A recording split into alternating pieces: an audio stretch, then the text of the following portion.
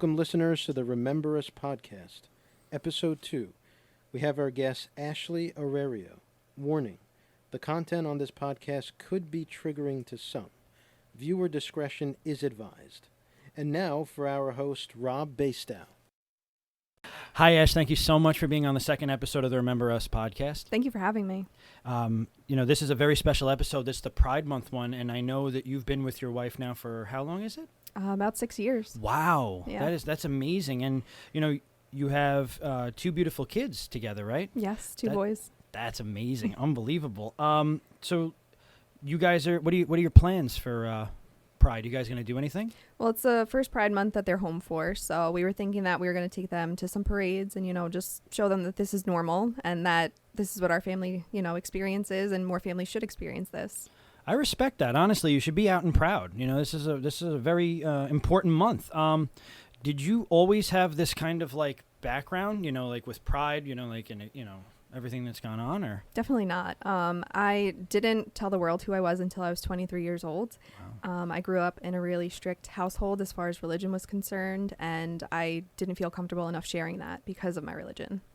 Now, religion, are you talking about like maybe Christianity, or what are you? A really strict form of Christianity, a Jehovah's Witness. Wow. Okay. So Jehovah's Witness. Now, could you give some of the viewers like a background on what being a Jehovah's Witness is? So it's basically like you are indoctrinated into this religion. You devote yourself completely, and you're not allowed to really ask questions. So Jehovah is God, and everything that he asks of you is what you have to do. You don't celebrate holidays. You don't celebrate birthdays. You obviously can't date people of the same sex. No cursing, no drinking, no drugs, which, is prominent in many religions, but this is it's way more than that. Wow. Okay, that's a lot to unpack for a lot of the viewers. I think the thing that I want to ask, because I'm actually a Christian, I don't know too much about the Jehovah background, and I know that you mentioned that they don't celebrate holidays. Why exactly don't they celebrate holidays? They just believe that it's like a pagan belief. It comes from pagan origin, so it's not something that God wanted us to do. Really? Yeah. Now, the next question I know a lot of viewers are going to want to know is, why do they knock on doors? Yeah, that's a big deal, too. So basically, Jehovah's Witnesses are taught that they are the one true religion, that they're the only religion in the world that should be followed, and that you have to tell everybody that you come into contact with about it because you want to save their lives. Wow. Oh, my goodness. Okay, so how old were you when you got into the Jehovah faith? Was it by family or? So I was 3 years old when my mom started studying with Jehovah's Witnesses. She told me that I came home from daycare one day, and I don't know why they were talking to 3-year-olds about cigarettes, but we were learning that, obviously they could cause cancer, you could die. So I came home and I asked her who was going to take care of me when she died from smoking. And to her, that was like a wake-up call, and she's like, I got to do something, I got to change my life. And she decided to call up the local Kingdom Hall, which is like a Jehovah's Witness church. People came to our house, and she started a Bible study. Really? Yeah. So she didn't like instantly go to, because that's kind of interesting that the first religion that she chose was, Jehovah. Mm-hmm. Can you for some experiences, like when it comes to being a witness, what could you like tell some of the viewers, like what it entails, like inside of the hall? So the Kingdom Hall, when I used to go, we had 3 meetings a week. It was like a Tuesday and Thursday night kind of thing, Sundays. And then you would go out in service, which is when people go out and knock on doors. And that could be any day of the week, but especially like a Saturday, because most people are like off of work, they're home, you could catch them. But we would go into these meetings, and the people that are in charge of them are called elders. And it's always a man. And they're basically like what you would consider like a priest. And there's multiple elders in the Kingdom Hall, and they run the meetings, and people are allowed to raise their hands and comment, like they call on their name, and they are able to comment and talk about, whatever they feel like sharing. Yeah. Wow. So what happens if you decide that you want to like leave the faith? Like, are they strict on that kind of thing? So, it's up to you if you really want to leave. And I don't see it really happen a lot, but getting kicked out, that's something that did happen a lot, especially for people who were in their teens, like I was when I was kicked out. Really? Yeah. So you were, and what is the word for being kicked out? It's called being disfellowshipped. Disfellowship. Now, do you want to share why you were disfellowshipped? Yeah, so I mean, it was just really difficult growing up in the kind of household that I did and not being able to do a lot of things that I saw my peers in school doing. Like I wasn't even really allowed to be friends with people in school that weren't Jehovah's Witnesses. So, those people, you're coming of age, you're discovering yourself, you're making friends, you're finding out who you want to be around. You go to parties or, like you try drinking. But basically I was going to parties. I was hanging out with like my brother and his friends. They were a little older, and like we were just doing normal teenage stuff. But for Jehovah's Witnesses, that wasn't normal, especially like the big thing was associating with people that weren't Jehovah's Witnesses. Like it's just a big no-no because you could come back into the Kingdom Hall and influence other people and you're a bad influence on them. See, I find that to be so interesting because I feel like even in like lighter versions of like a faith, like even as a Christian, sometimes like, dealing with secular beliefs, it's like you can't listen to certain music, you can't do certain things, you're kind of looked down upon. So that's pretty interesting. And you mentioned, I heard you say before about the elders, that they're predominantly men. Why are there no women elders? I mean, well, in the Bible, since it's followed so closely as a Jehovah's Witness, it's, that a wife will follow her husband. And that's what they follow. Wow. Okay. So yeah, they literally literally tooth and nail follow exactly what they're reading. Is it the same Bible that we would read or? So it has a different name. It's called the New World Translation of the Holy Scriptures. And it's what, it directly came from God and he shared it with his apostles. Like he spoke to these men and these men wrote down directly what he spoke to them. So there are some things in it that are different from a traditional Bible that you'll see, especially like Jehovah's name, where you'll see God in a regular Bible. It's replaced with Jehovah a lot. Yeah, because I know he has a couple of different translations, God. It's Yahweh, Jehovah. Right.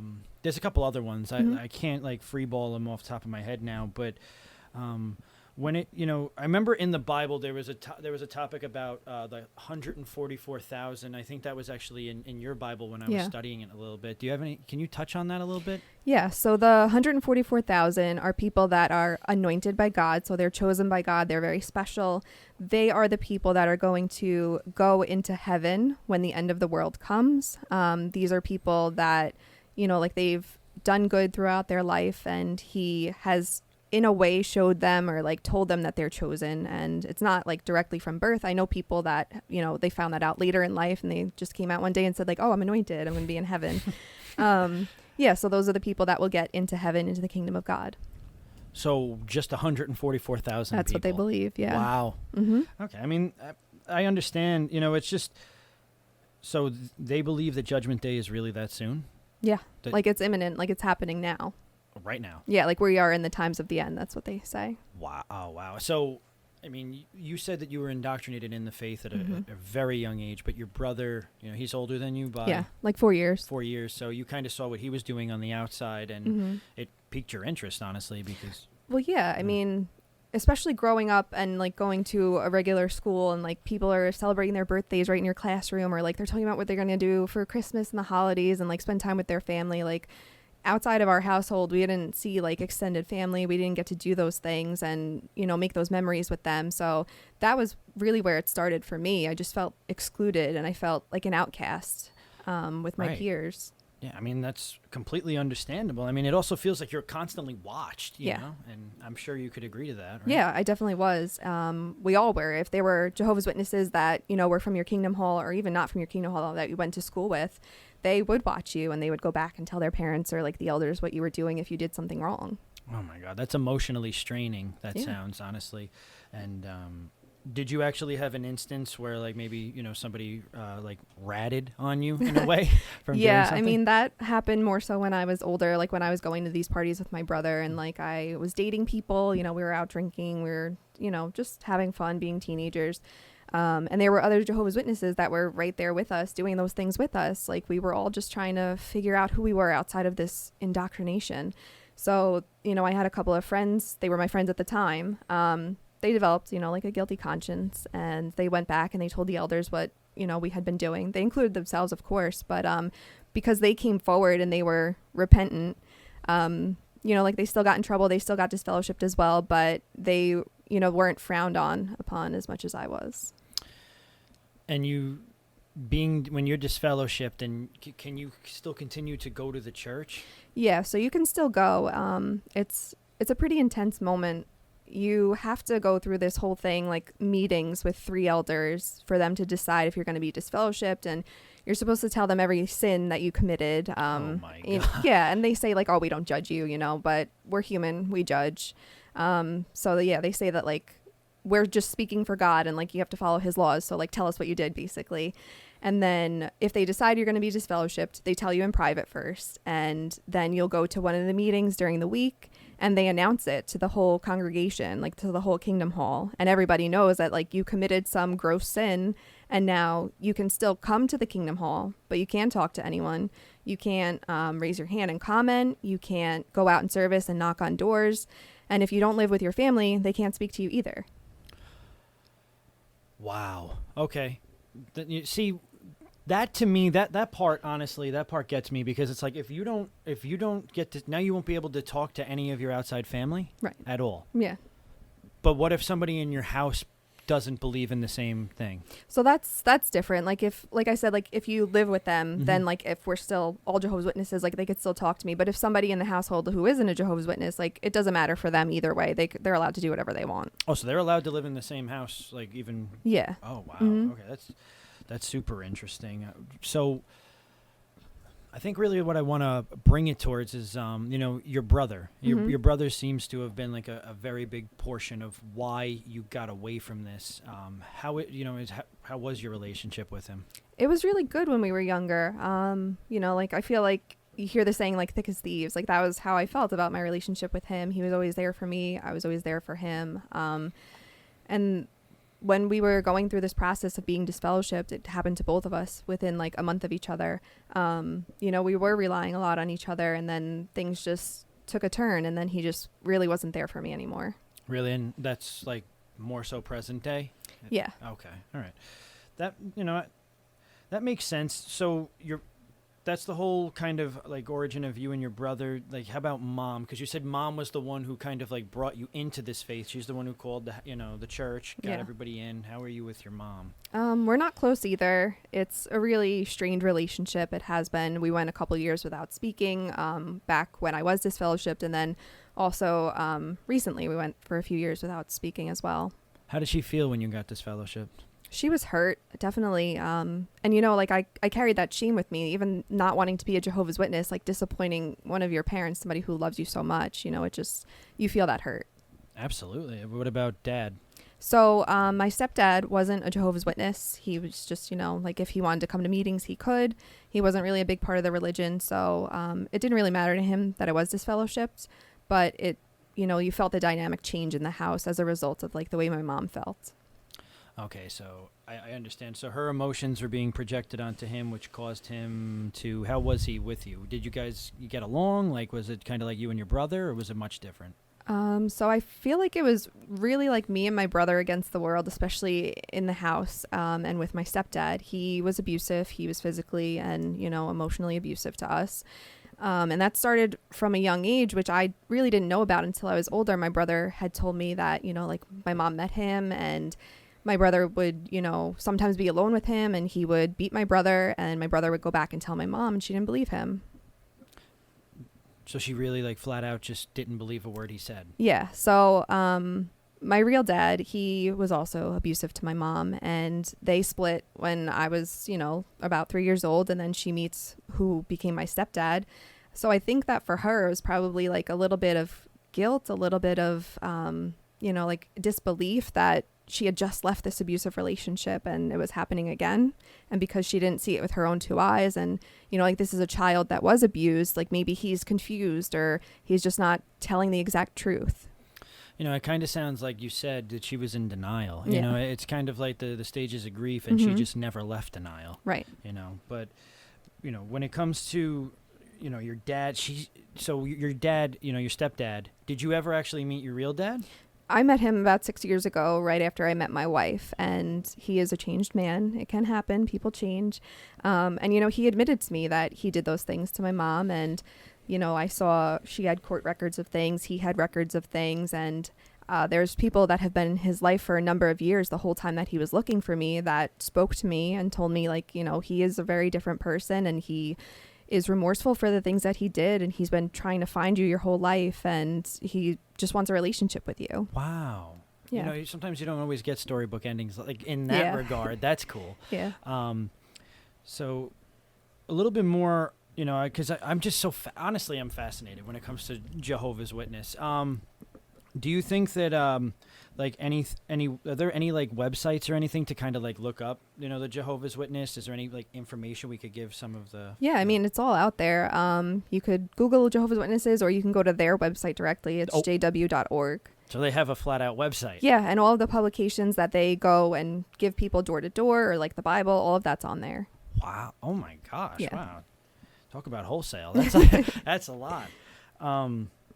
So I know, like, I did a little bit of research when it came to, Jehovah's Witness. What exactly is, like, Sundays are viewed as, like, a certain day where you go to church, but... Yeah, it's God's day. So, like, either you would go out in service early on a Sunday and then go to your meeting later, or vice versa. You go to the meeting and then go out in service. And it was just all about, like, it was all about him that day. Right. Mm-hmm. Gotcha. Now, since your dad wasn't a part of the church, how did he view days where you guys all went out to church? So in our household, we used to call it the Devil's Day. Sundays were not God's day in our house, because he, like I said, was also abusive to us. And the littlest thing would set him off. And it just always felt like it was on that Sunday. Like he just somehow didn't want us to go. Like anything that he could do to prevent it, he would. Really? What was the breaking point? So I remember waking up one Sunday, and he got really mad at me for not feeding the cat before I fed myself. And he said something, and I probably just spouted off something, because I was just tired of all of it. And he actually came after me. My mom got in the middle of us, and he cocked his fist back. He elbowed her in the face. He punched me in the head. I tried to get away, ran up the stairs. He pulled me down by my hair. And my uncle lived in our apartment in the house right up against the stairs, and he heard that scream, and he called the cops. Wow. Thanks for sharing that. I know that's not easy to share. So what, after the cops were called, was there any sort of like, did you do anything in regards to your stepdad? Yeah, so they came, we told them what happened. Like my uncle, he told them what he heard. Then they came to question me, and they took me into his apartment. So I'd be away from my mom. I'd be away from my stepdad. He was outside in cuffs. And they asked me, like, what do you want to do here? And they told me, you just turned 18, so it's your decision. You're not a minor anymore, and this is your call to make if you want to press charges on him. Like clearly they could see that there's physical abuse. And, I was really leaning towards it, and they decided to bring my mom in to talk to me again. She asked to speak with me again. She looked me in the eyes. She was crying. She was hysterical, and she begged me not to do it. She begged me not to press charges. She begged me not to ruin our lives. And in that moment, I knew that we were never going to get out of this situation, and I did what I had to do to save my life, and I believe her life and my brother's life, and I pressed charges against him. I want to say I applaud you for what you did, because it seems that because of her denial and where she sat, she just didn't realize that her two beautiful kids were, she was hurting them more than, keeping them safe. So with us today, we have our psychological consultant and one of my best friends, Anthony, on the podcast. Welcome, buddy. Hey, Rob. Thank you for having me today. And hello, Ashley. Thank you Hi, for Anthony. sharing your story with us today. I'm sure it's not easy, especially when anyone talks about abuse or what they went through. It can't be easy. So I've, while I was listening, I just took some notes. So just wanted to know, how has it felt for you to just kind of share your story so far? It feels liberating, honestly. It feels like I'm letting go of a chapter, like I'm starting over kind of, and just putting it all behind me. That's great. So it's like a healing process Yeah. for you. Wonderful. And so I think it's very brave of you for to share your self on the podcast. As a lot of times people won't share in a public forum. Of course. Usually be in a therapy session, a confidential closed doors. So for you to share your experience, talk about the Jehovah Witness is really great. It's really liberating, and I know not a lot of people know about the Jehovah Witness. So Yeah. Yeah. it's great. Also wanted to know, during that time, it seems like the Jehovah Witness and your family was very enmeshed, very like like Jehovah Witness maybe was like top tier. That was like number one, and then family like right underneath. Yeah, pretty much. So- It's like your whole life. Yeah. So what was it like to kind of cope with that? Just like the constant stressful environment, the overly strict things going on, some of the public scrutiny that you experienced from the dismembership. Yeah, so I mean, it was really difficult. Those people were, like the only friends I had growing up my entire life, and to be watched in school by them, like that was definitely difficult for me. And then to be kicked out of the religion to the point where like those people that were your friends can't talk to you anymore. It's you feel alienated, you feel, less than, you feel shame. And I even felt that way, in my own household. As I said, like I felt like I really disappointed my mom, and I felt that shame with her too. Wow. So that had to be hard. Yeah. Do you ever stay in touch with the people that you used to hang out with when you were younger? No, because most of them are still Jehovah's Witnesses, and like I'm still disfellowshipped, so they're not allowed to talk to me. Wow. Wow, that's crazy. Yeah. It's just crazy. It's almost like it's its own world, Jehovah Witness, and it's like when you get kicked out, you're not part of that world anymore. Yeah, that's exactly how it is. Like you devote your whole life to this, and then you do something wrong, and that's it. That's your whole life. It's gone. I may be overstepping, but it kind of sounds more like a cult than it is than a religion. I mean, yeah, that's how it feels. That's how it feels being in it, and even being an outsider. I've had many people tell me that's what it sounds like. Now, when he was talking about kind of running away from the religion, did you ever run away from home at the same time? Yeah, not long before I turned 18 and pressed the charges against my stepdad, there was a lot going on in the house. Obviously, like, there were things that he was doing that it was unbearable at that point.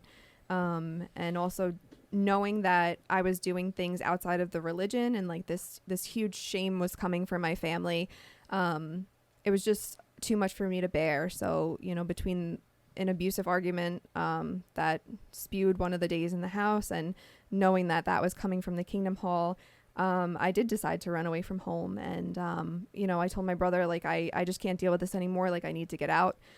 Mom's never going to take us and leave. Like, we're just going to be stuck forever, and this isn't who I want to be anymore. This isn't how I want my story to be written, or for my story to end, honestly, because that's what I believed was going to happen. So I ran away. I was gone for almost 2 days. And my brother was still in contact with me, like we were trying to get me out of the state, honestly. And I was going to go stay with some friends. So he still kept contact with me, and he, wound up calling and saying, you need to come home. You didn't leave a note, like mom is beside herself, and there are detectives investigating, and like they're pretty sure that like they know where you are because I've been in contact with you, and you need to come home before they issue an Amber Alert or before I get arrested. That is crazy. So they kind of like pressed your brother like Yeah. against the wall, trying to like strong arm him to find out where you were. Yeah, definitely. So just to kind of speed up to back to where we were, after you pressed charges on your stepdad, like how was the situation going forward with your family? It was that's really where everything fell apart between me, my mom, and my brother. Like I said, and in that moment she was hysterical. She was begging me not to tear our family apart, but we never really were a family. I mean, you have this man who, for one, he's not your father, and every day he's calling you names, and he's putting his hands on you, and he's doing things to your brother, and it was just horrible to experience. And then for my mom to ask me, not to do what she should have done all along, it was breaking my heart. So like I said, I decided to press the charges, so that in turn I was able to get a restraining order against my stepdad, and he wasn't able to come back to the house, and I was still living at home. My brother was still there, me and my mom.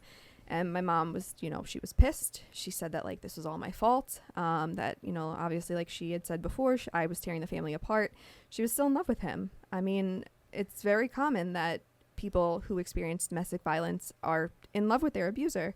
And she had been with him for so long, she didn't believe that she was, battered and that her children were being abused, because there were good moments. And the bad moments far outweighed the good moments, but they were there. And I think that's what she was trying to hold on to.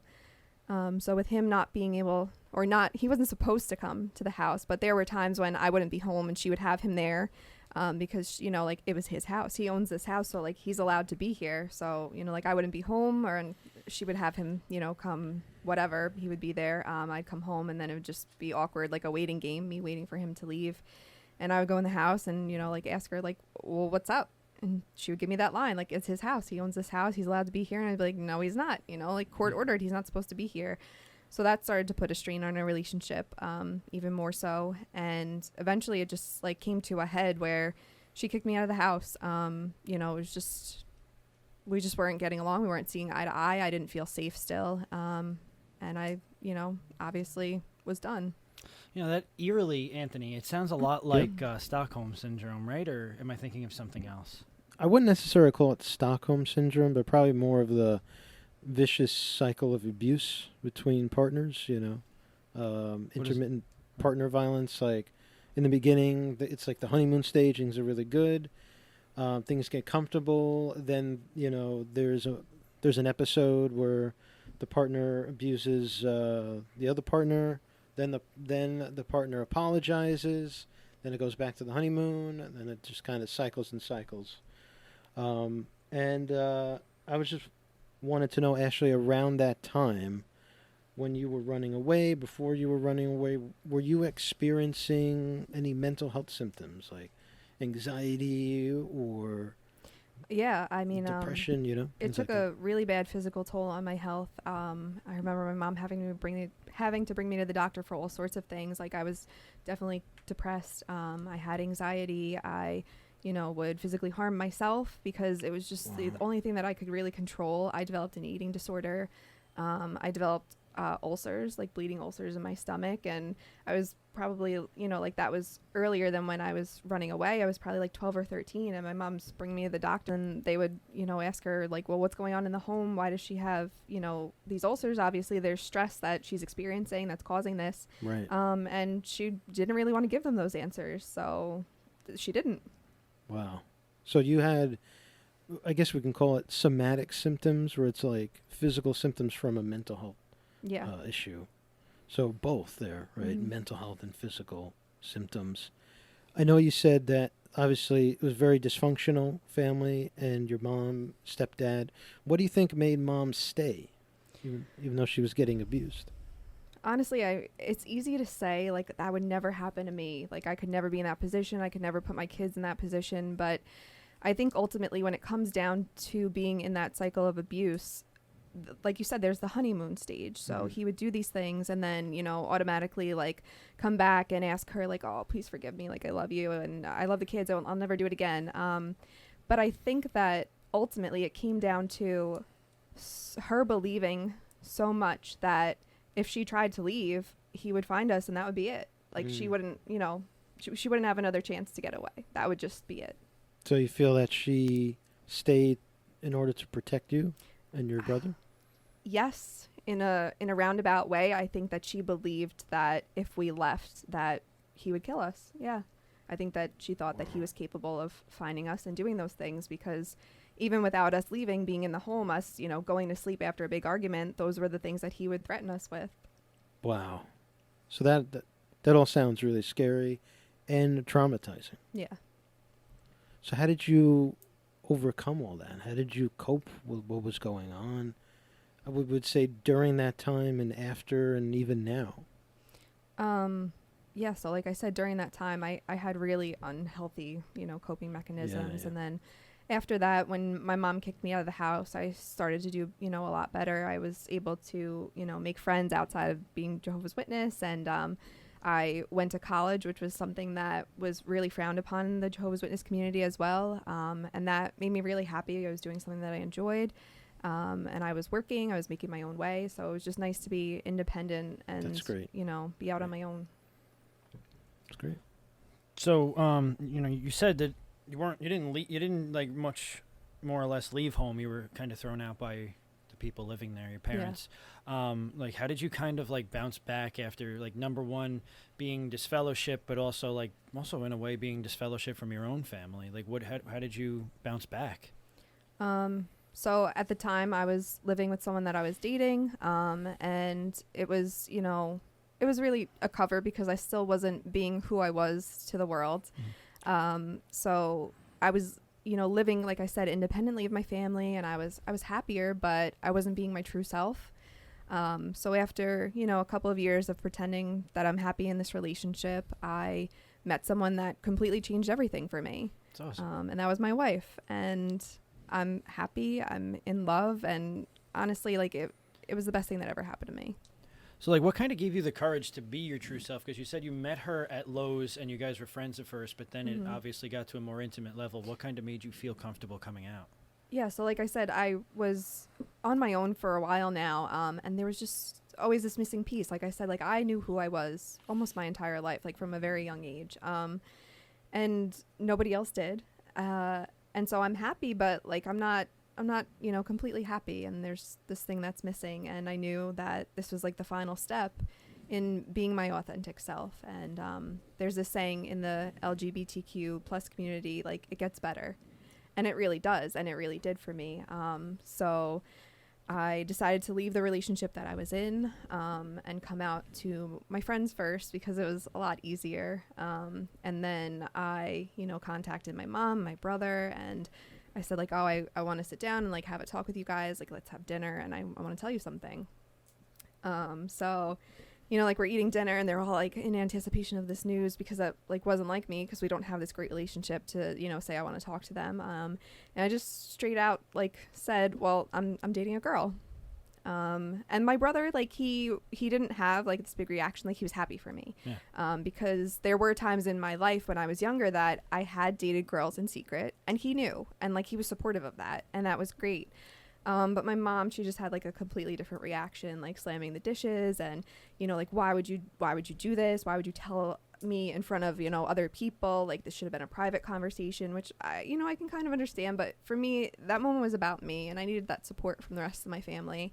And I think another thing for her was that she was scared because, being raised a Jehovah's Witness, like, I know that this isn't something that's okay in God's eyes. And also, I came out very shortly after the Pulse shooting in Florida. Oh. So, she took me aside and she was like, like, it's just a bad time right now in the community. Like, all of these people just lost their lives. Why would you want to be part of that? And for me, I, like, this is what makes me happy. This is who I am. And it's terrible and it's heartbreaking that those people lost their lives like that, because there are people like her and people like Jehovah's Witnesses who believe that just because you love somebody who's not, the same as everyone else, that you don't deserve to be happy. That's rough. And honestly, I'm proud of you for doing what you did. You came out and you chose to be happy. And I think that's the most important thing, was you chose love, and we're all appreciative here of that. Thank you. Never forget that. Regardless of family, regardless of anybody, you always got to be true to yourself. Yeah. When it came to that shooting, I actually remember hearing about it, and I was devastated, because I have a lot of friends and family, in that community, and it's just stuff like that. You can't believe it really goes on, I thank you for, even sharing that portion. So your mom, obviously, she was trying to kind of get you away from this kind of line of thinking, but the problem is, like, it's who you are at heart. Do you remember the oldest memory, in a way, of like when you started to have feelings? I was really young, like me talking about how my mom became a Jehovah's Witness when I was like 3 years old in daycare. That was around the time that I started to notice those feelings. I was in daycare, and there was a girl that, like, I was so attached to, and I just wanted to be around her all the time. And, she made me so happy. And then, like, the older I got, I started to realize that those feelings were more than just a friendship kind of feeling. And that was true for most of my friendships with girls moving forward in my life. It was difficult for me to be, in this mindset that being gay is wrong and God is going to punish you for it. But here I am, like, this, it's not something you can control. Like, this is literally just who I am. Like, I am attracted to women. I love a woman, and that's just how I felt. That's incredible, honestly, that you did that. It changed the dynamic of where you came from. Yeah. And, for everybody listening, I just want to take some time to really say, if you feel comfortable with who you are or you don't, never hide, what's inside of you. Just, be yourself, and whatever you could do to try to express truly who you are, never be afraid. Because honestly, at the end of the day, like the slogan was, there's always... It gets better. It always gets better. Yeah. And I think that is extremely important. And, you decided to, start a beautiful family, right? With your wife. Congratulations. Thank That's you. awesome. Mm-hmm. So how did it, Yes, how congrats. did, Thanks. how did you decide, how did you guys go about it? Like, how did, So right before the pandemic hit, we were talking about starting a family. Like, it's something that we wanted for a really long time. And then that happened, and we were like, maybe we should put this off. We don't know how long, the pandemic's going to last. But then that actually in turn opened our eyes to saying, like, well, we don't know how long this is going to last. We don't know how much time, like, anyone has in the world for anything. So let's not wait. So I remember we just got in our car one night. We drove on the outer beach, and we were sitting in the back of our Jeep, and we were looking up donor sperm on this website, and we found somebody who looked like my wife and decided, like, okay, this is the one for us, and this is what we're going to do to start our family. And we did it. wow. So that's how it works, Yeah. Like, that's how two people who are females, Yeah. can be able to make a family. There's donor sperm, or maybe sometimes somebody who would donate for you. Oh, wow. Mhm. Okay. So there's a kind of like, a little bit of like couple extra steps, Mhm. right? Yeah. Okay. Yeah. But I mean, with everything you overcame and like, society today, like you really persevered quite a lot. And, out of it, you started your own little family of your own. So you have what, two Boys. Two boys. Yeah, they're twins. Really? That's incredible. And, how was the whole situation? Now, how old are they? They're 18 months now. Okay. Technically 18 months, but they were born like 3 months early, so we subtract 3 months. Oh, okay. So Yeah. they were born over the pandemic. Yeah. Could you give us a little bit of a rundown about that? Yeah, so the pregnancy was really difficult right from the start. We knew really early on, since we were at a fertility clinic, that it was twins. And just, you hear all these stories about how, like, twin births are difficult, and you'll probably have like a C-section, which was like one of my biggest fears in my entire life. Having a C-section, the thought of it just terrified me. So that was something that I was trying to prepare for during most of my pregnancy. Like, I would try to watch videos of C-sections and, talk to people that I knew that had them, just to kind of prepare myself if that was the route we had to take. And I was really sick during the pregnancy too. I had what was called hyperemesis gravidarum, I think it's called. So like, it was just like excessive vomiting, like always being sick. I was losing a lot of weight, and that was like, affecting the babies. They were super worried about it. So I had to go to a high risk doctor to, just keep an eye on me, go for weekly checkups, make sure everything was okay. And they did discover like some things with the umbilical cords that they didn't insert correctly into the placenta. So like, that was another risk that we had during the pregnancy. And then around 20 weeks, I went for a checkup, and I had felt like a little back pain the day before, like a little stomach ache, and thought nothing of it. And I go for that checkup, and the technician, she's looking over everything. She's asking me some weird questions, like, how long have you been feeling pressure? And then she blatantly just says, oh shit. And she tells me she has to go get the doctor. The doctor comes in, and she tells me that, like, I'm in labor, and I'm only 20 weeks, which is only halfway through a pregnancy. Wow, It's 40 weeks. Yeah. So that was terrifying for me. Like, I feel like it was a surreal moment, like somebody says something that's so shocking to you, you just like freeze and stop hearing everything else that comes with it. So that's what that moment was like. And she told me, like, you have to go to the hospital. We're going to call them. We're going to tell them you're coming. We're going to get everything set up. You have to have surgery to sew your cervix shut so these babies don't come so early, because if they do, they're not going to survive. Like, the pregnancy is not viable before 24 weeks. So we were 4 weeks away from that. We had to, definitely make it to that point at least. So I went home and I was able to pack my stuff. And then my wife and I went to the hospital. I had the surgery. It was successful. And thank God that it was. And then 6 weeks after that, I got COVID.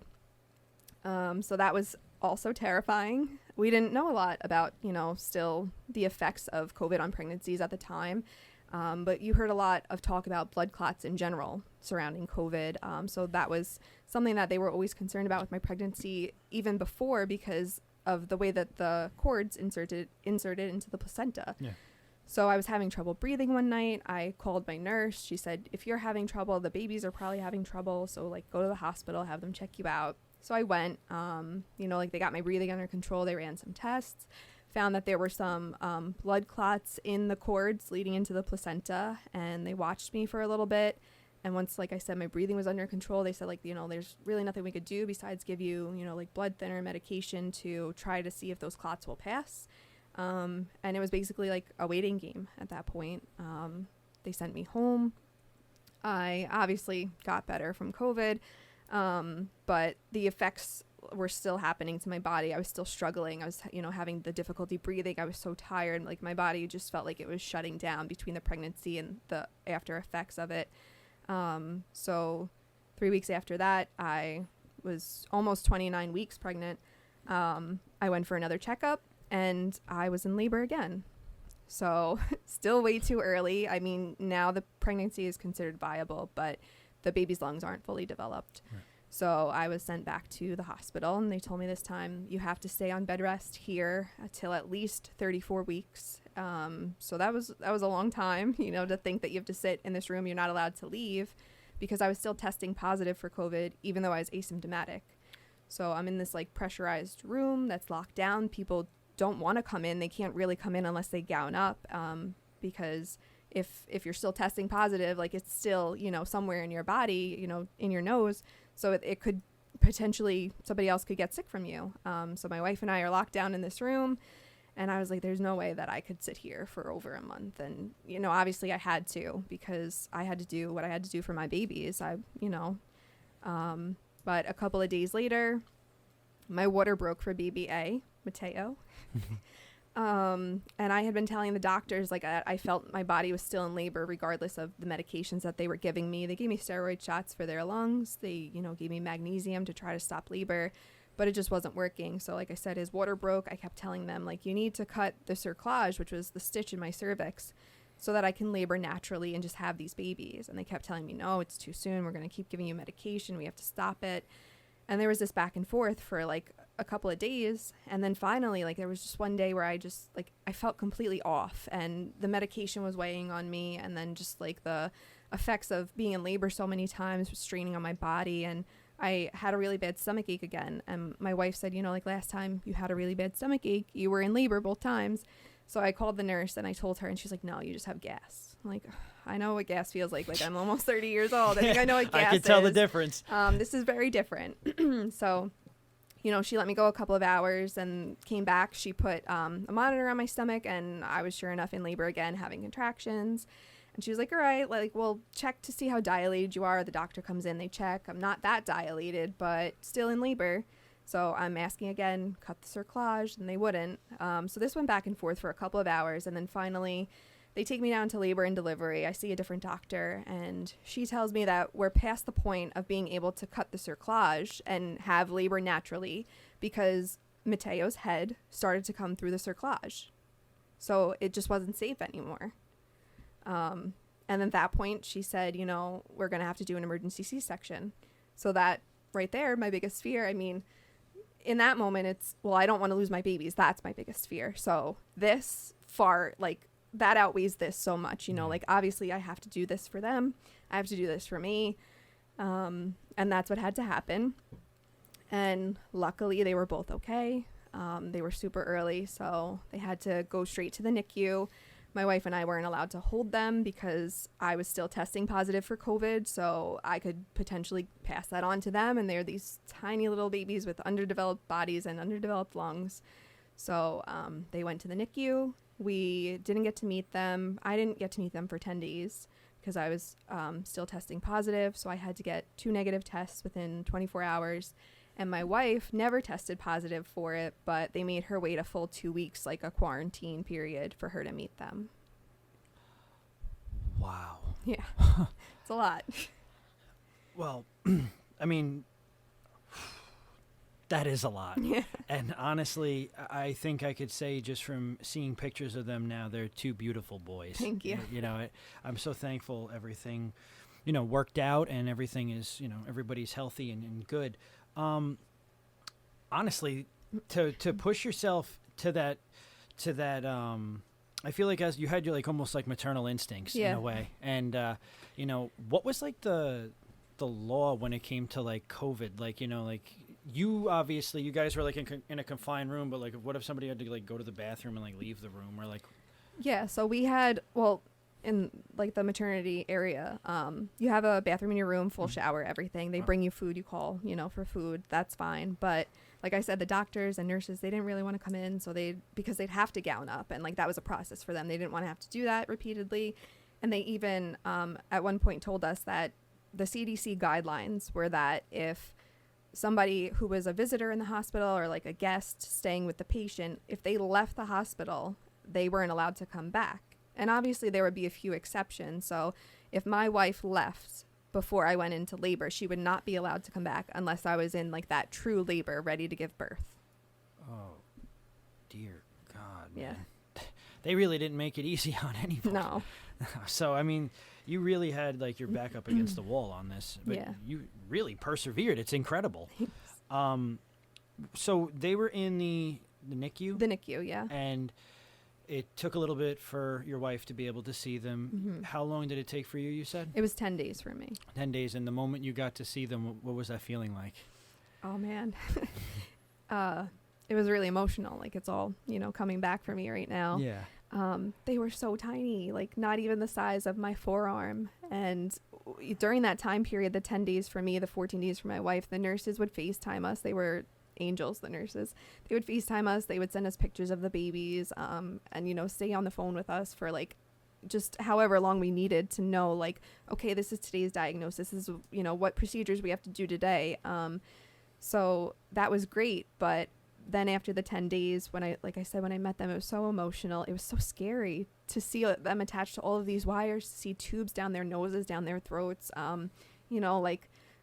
They'd have lines in their ankles and just like all of these wires. And like, I just want to take them home. I just want to hold them. And we could hold them, we could feed them eventually when they got the tubes out of their noses, but they were there for 3 months. So it was a long period of time to see them like this. It was a lot of diagnosis. And it was scary at first, but then it started to turn into something great, because the longer they were there, the bigger they got, the healthier they got, and then they were able to come home. Really? Wow. Yeah. So once they finally were able to come home, everything was smooth sailing, the family? Not exactly. So like right before they came home, we noticed that Mateo wasn't growing as rapidly as Madden was, or like he wasn't hitting milestones like he should have been. He was struggling. He was not growing. He was having a hard time breathing on his own without the machines. And this was, he had already been in the hospital almost 3 months, and we didn't know what was going on. So we asked for more tests to be done for them to figure it out. And finally they come back to us. They tell us, oh, well, he has a hole in his heart. It's a pretty large hole. We don't think it's going to close on its own, but we'll give it about 2 weeks and we'll see if it does. And if it doesn't, he has to be transported to another hospital. He has to go through a surgery or a procedure. And we'll let you know once we know. So obviously they came back, they told us it didn't close on its own. He had to be transported, and they did decide against surgery. So they were able to do a smaller procedure to close the hole. It was successful. He did great. He came home a week later. And that was awesome. Him and Madden got to come home on the same day. And then we were just like thrown into this new mom of twins life. Those 2 boys are alphas, man. Yeah. I love those kids, Yeah. man. They not only, I feel like in a way they persevered like their mom did. Yeah. Because it's pretty cool to see. And honestly, all those negative experiences you had, it ended up truly being something so beautiful. It got better. It did. Because sometimes, really did. sometimes in life, like it starts off in one stage and then it goes full circle, right? Yeah. And it feels like that's where it started to get to after everything that's gone on. It came full circle. And like you must have been at that stage in your life, like, the babies were born, you had a little bit of privacy to yourselves, Mm-hmm. but then, I mean, like you must have wanted to like show the world, right, in the best way during that, right? Yeah, we did. We definitely did, and it was difficult because like COVID is still a thing, and there are these Yeah. little babies that were born so early, so we had to keep people away for a long time. But a great way for me to share them with the world was kind of to share them on social media. Like, this is our family, this is who we are, and we're having fun and we're happy. And even though you can't meet them in person, like here's pictures and videos of them and us just enjoying our lives. Wow. Dang. Like it's going to make me fill up for a second because that's beautiful. It Mhm. really is. And unfortunately, I know how this world works. I'm sure that there was probably a lot of negative sides to the social media world for the LGBT. Yeah, there definitely is. I deal with a lot of, like hate comments, hate messages, but on the other side of it, I mean, there's like filters I can put on so I don't even see those comments. They don't get to be left. And, the same thing with the messages. But I get tons of beautiful messages as well from mothers potential mothers, women who are lesbians that want to start a family with their wives. And they ask me about, like what me and my wife did, what place did we choose for donor sperm, where did we go, and what procedures we had at the fertility clinic. And I've even had mothers reach out to me about their children coming out and, like what's the best way for their children to express themselves and, like what questions should they ask their children? Is this overstepping? And for me, that's just, like you said, it comes full circle. Like I didn't have that with my mom. And to get these messages from these other families that are so accepting, it's a beautiful thing, and I'm happy to be a part of it. That is really, there's nothing better you could have asked for. Yeah. I mean, where some of our family lacks at times, sometimes we have to take up the mantle, and you kind of Mhm. like stapled yourself in a spot to where you can now, be an advocate for this situation. People could look Yeah. to you almost like a mentor. Yeah. I mean, that's beautiful. And I said it originally, but do you feel like your life has come full circle? I really do. Like I said, like I'm in this happy place now. I have this beautiful family, and I really believe that I did break that cycle of abuse. Like I chose myself, and I will always believe in my heart that I chose my mom and my brother too, and that I helped them. But now I get to continue choosing myself and my wife and my children and our family. That for me is full circle.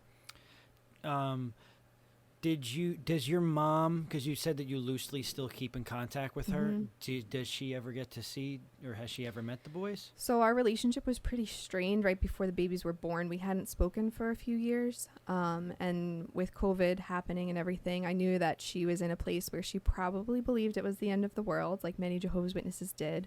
So I had reached out to her, like right after lockdown started. And that was, kind of like what helped us start talking again, but it was still like a really like loose, hey, how are you doing, every couple of months kind of thing.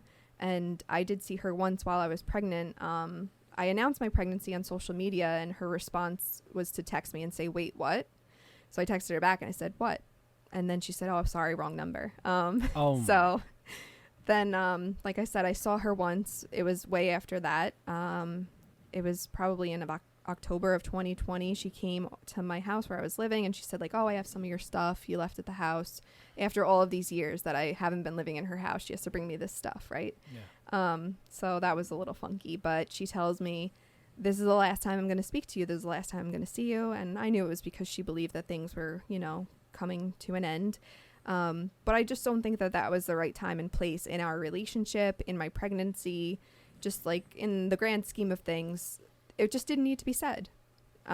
So it continued to strain our relationship, and then we weren't speaking, and she didn't know all of the things that had happened during my pregnancy.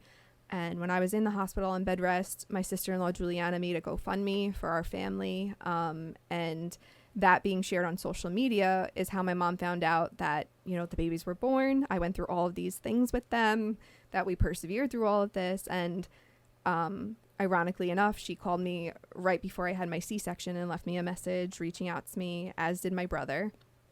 And I waited a really long time because of everything that we were going through to respond to either of them. But I think that becoming a mother for me, it opened my heart, and it made me say, like, maybe I should explore this relationship again, and maybe I should mend ties with them. And Sounds like it broke down a wall. yeah, I think that it did. And I'm thinking about it right now, how I just wish that, like, that feeling that I had in those moments is something that she always had for me and my brother. And I'd like to believe that she did, but in my heart, I feel like she didn't, or else we wouldn't have gone through those things. So eventually, after the boys came home, they were home for a few months. I did decide to let her meet them, and it was pretty awkward. I'm not going to lie about it. Yeah. Really awkward, because we didn't have the good relationship. She was not very supportive of my marriage, and even my wife had her reservations about who my mom was as a person, knowing the things that I went through. So she's met them maybe a handful of times, and all of those situations have been very awkward for us. A lot of those situations my wife has not been present for because she does make her feel so uncomfortable. Yeah. All right. Well, Anthony, as we wrap up the finishing moments of our podcast, is there anything that you'd like to chime in? Oh, with? sure. Yeah, I'd love to. I just wanted to just say that it just seems like you're so stable, and given everything you went through, you're just so resilient. Thank you. You know? Yeah. And I guess I just wanted to ask, like, what are some positive things that you learned from your life experiences? Obviously, there was a lot of negative things that happened, but and what I noticed too is that even though you've gone through so much, you're thinking of the positive. Mm-hmm. And a lot of times people don't do that, and that could be really difficult. And changing your mindset to thinking more positive, even positive things don't always happen, is really important. So what do you feel are some of the positive lessons that you gained from, that you learned from your experience? For me, it was definitely learning to find my voice, to be able to speak up, to talk about the situations that I was going through, to not be afraid of sharing anything with the world anymore. Like, this is what I went through, this is who I am. And just talking about those things, it is positive because it takes so much pressure off of you to say, like, I'm letting go of this. I said it, it's out there, like, this is it. I don't need to hold on to it any longer. That's the biggest thing for me that, I feel like has been the most positive thing in my life. Even like telling friends, telling family, going to talk therapy has helped so much. So yeah, if anybody wants something to take away from this, it's definitely speak up. It helps so much. That's wonderful. That's really powerful. It's a really powerful message for our listeners out there. And I just wanted to say, it was a pleasure hearing your story. Thank you. It's a pleasure to be here. I really thank you, Ashley. And I'm going to bring it back to Rob to finish out the last few questions. So Thank you, Anthony. That was really good. you're welcome. So, where you're at, everything is, you finally have everything, going super well. Like I touched on before with, like, kind of like a mentorship, how you are, and the staple in the community right now. What are the goals for the future? What are your plans for your future? I definitely want to keep sharing our lives and our journeys on social media, because I do have that platform to be an advocate for the community and to inspire so many other people. I mean, I hope I am. I feel like I am, but just to, like I said, be who you are, speak up, don't be afraid. I just want everyone that I come across to feel that, and I want to be that person that helps break the cycle, and that's exactly what I'm doing with my own children. These are things that some things I might carry with me for a long time, but I think a big part of breaking the cycle, like I said, is about speaking up. So I want them to never be afraid to speak up and find their voice. I want them to be exactly who they want to be, to see that this is who we are in the community, and they can be anybody they want to be, and they can love anybody they want to love, and that's fine. Of course. Honestly, Ashley, I really want to thank you for even sharing that much. That was beautiful. And honestly, Yeah, you did say it right. You said that there's some things that we take with us, but I will say one thing you didn't take was being true to yourself, and also you became a great mother. Thank you. You know, and there's so much more in store for you as your boys get older. Trust me. I mean, you know, I'm a guy myself, and I just know how it could be, but, you know, you guys will tackle it each time. Yeah. And, you know, the last question, honestly, I really want to ask because, like, on the Remember Us project, we kind of have, like, this final, you know, sayonara kind of thing. You know, what do you want to be remembered for? I just want to be remembered for giving people hope. Like I said, it does get better. It did for me. I am so happy. I do feel like I have everything I could have. You're more than things that have happened to you. You're more than that. There's so much more out there for you and what you're going through. This isn't it. It does get better. That's great. And honestly, you're going to raise these boys into fine men. Thank you. And guys, you know, thank you so much for even paying attention to our podcast. Thank you, Ashley, for being a part of this episode. This is Rob and the rest of the team signing off. Thank you. Thank you. This wraps up our second episode of the Remember Us podcast. I'd like to thank Ashley for sharing her story with us and to our hosts, Rob and Anthony. Most importantly, I'd like to thank all of you, the listeners, for being here and supporting us. Here at the podcast, we received amazing feedback after our first episode and are continuing to research ways to make each episode better. If you'd like to help us with any support, you can visit buymeacoffee.com/rememberus, and all proceeds will go towards the podcast to help us grow with better equipment as we continue. Going forward, we have a lot of content lined up and some great guests going forward. But as always, we'd love to open up the list to anyone who wants to come on and share their story with us. This is Rob number 2 from the Remember Us podcast, signing off, and we look forward to bringing you the next episode.